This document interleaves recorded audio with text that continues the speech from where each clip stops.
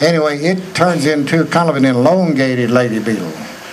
And dog likes to live in greenhouses and places like that. And it moves around real fast. And it likes to feed on scale. It'll get in amongst a bunch of scale and they just think it's a scale. And it feeds on the scale.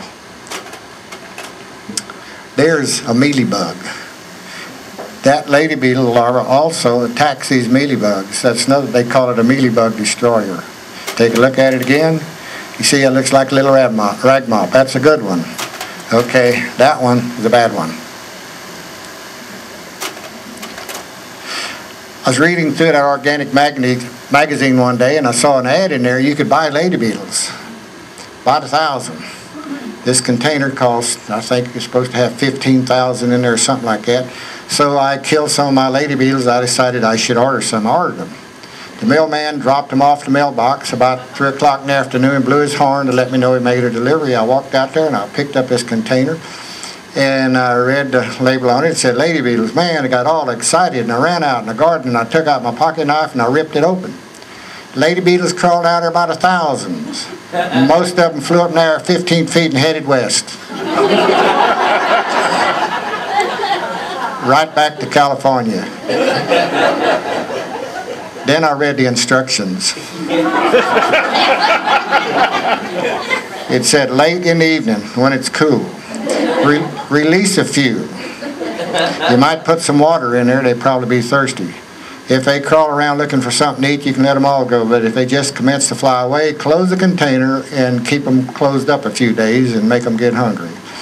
I learned something. Don't read instructions first and you'll learn a whole lot more. This is a picture taken by a young 14-year-old boy.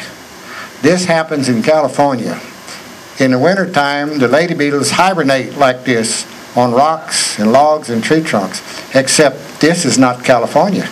This is in the Davis Mountains, about a half a mile behind the McDonald Observatory. This kid, his parents brought him a camera and he's running all over out there taking pictures. And he was in the audience one day and he brought me this picture. I said, oh, you've been to California? He said, no, Mr. Beck. This was taken in the Davis Mountains. His parents said, yep. We didn't know that happened here. Well, this is the middle of the summer, so we know they're not hibernating. But if you look close, you can see it's really dry out there. You know that grass in the background, it's all burned up. Well, since those lady beetles feed on troublesome insects, it's so dry there's no plant green for the troublesome insects to feed on. So the lady beetles went in hibernation. And they may be feeding on that lichen on those trees, I don't know, but no one else has ever seen this that I know. It's amazing what a 14-year-old kid can do. Let me tell you about another 14-year-old kid. They remember the millers, or those little cone-nosed butterflies that come around real thick? Well, there was a little boy out in front of our store one day catching them things. I said, son, you know what kind of butterfly it is? He said, yeah, Mr. Beck, that's a snout nose. He caught a few more, run around. He said, now, you know, Mr. Beck, when they get old, they lose that snout. I said, oh, how do you know? Oh, I watched them. Well, the paper was calling them two different species. So I trapped a bunch of them in my big greenhouse. Sure enough, after a few days, they lost the snout. There's a Colorado potato beetle. See, that's the bug I thought I was putting a malathion on. Well, when I was a kid, living on a farm, my dad would give my brother and I an old bean can or something with a little bit of kerosene in the bottom, and he would make us go pick potato beetles. Well, we didn't know a potato beetle from a lady beetle, but lady beetles are smaller and faster, so we never did pick them. But we did pick potato beetles, and it did some good. Even not. You don't need to get them all. You just need to upset the balance. Well, after Dell and I started farming, and we was growing some pretty big potato patches. And pretty soon those potato beetles found us. Well, my two older sons, they were, I don't know, 8 and 10, something like that, or probably less. There was way more potato beetles than they could pick. So we recruited 2 little neighbor girls to help them. And give these kids each a big old teacup full of soapy water. And I told them I was going to give them a penny for every potato beetle they pick. But if they pick a lady beetle, I'm going to take a penny away from them. Well, those kids, you know, they stayed out there maybe an hour. So and pretty soon they all come running to the house. And they poured out their potato beetles, and I looked, and sure enough, none of them picked the lady beetle. They learn fast. And I told them if they find one of them great big hornworms, they get a nickel for it. But I said, now, if you bring me too many hornworms, that means you're just looking for hornworms. I need those potato beetles. Anyway, the next morning, Dale and I was still in bed. The boys were sound asleep, and Dale kept saying, I hear a knock on the door. I said, it can't be. Nobody drove by. In order for somebody to get there, they had to drive by our bedroom. Dale says, I hear a knock at the door. So I said, well, I'll go look. It's them two little neighbor girls. They said, Mr. Beck, can we pick potato beetles again today? And the other one said, and we won't even charge you. I left them pick potato beetles. I don't think my boys were too happy about it. Okay, there's a little potato beetle larva just hatching. When they first hatch, like the little lady beetle larva, they feed on that eggshell. That's the colostrum, I guess you'd call it. And here's another potato beetle. A lady sent me a package of little bitsy tiny black seeds, and she said they were potato seeds. Well, I planted some of them. And sure enough, a plant came up that looked like a cross between a potato and an eggplant. You can see the leaf right there. Well, those plants got big, and then that beetle showed up. At that time, I had 2 interns from A&M working for me, and one of them was a young lady, and she was studying to be an entomologist. So I had her going through all of my bug pictures and putting everything in order. When I saw that beetle out there, I told her, I said, Rachel, I want you just to watch and see what this beetle does all day long. Well, she liked that. Well, pretty soon, it started depositing eggs, looked just like potato beetle eggs, and then they hatched.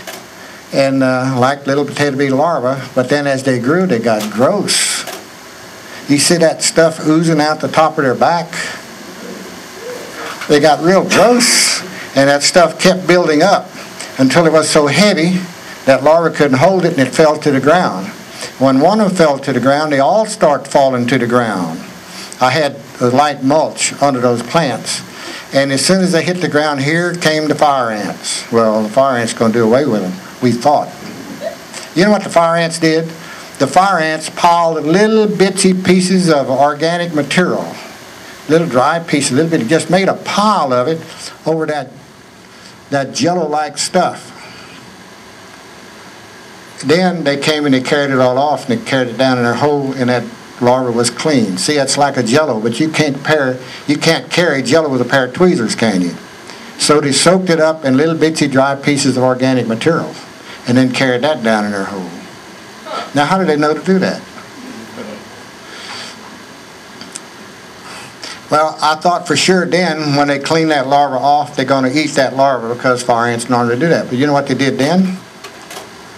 They dug the mulch out from under it and covered it with a bunch of the debris so it could pupate and turn into an adult.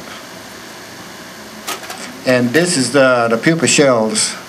You know, they spun like a cotton cushion web around them, and it was sticky, and it made the debris from the earth stick to it. And that larva in there, they tell me it completely dissolves and rearranges and comes out, you know, adult, whatever that adult is, that adult beetle. How'd that accidentally happen? I want to know. Yeah. There's a kind of a bad bug. It's a spotted cucumber beetle. In the larval stage, they're the corn rootworm. And I had problems with corn rootworm eating the roots off of my sweet corn. It also on one end of the garden, and the sweet corn would lodge over, fall over. So I decided I'd try the beneficial nematodes to see if they would eat them.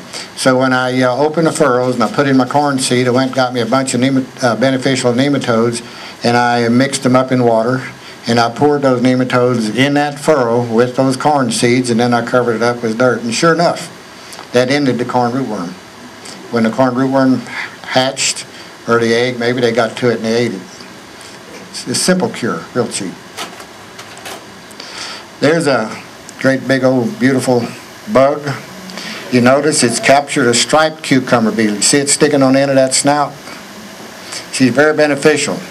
It's called a giant wheel bug because of that cogged wheel on its back. See that cogged wheel up there? I watch them. They only feed on plant-eating insects. They never feed on another beneficial. All of the beneficial insects feed on troublesome insects. They never feed on another beneficial. There you see one of them capture them off.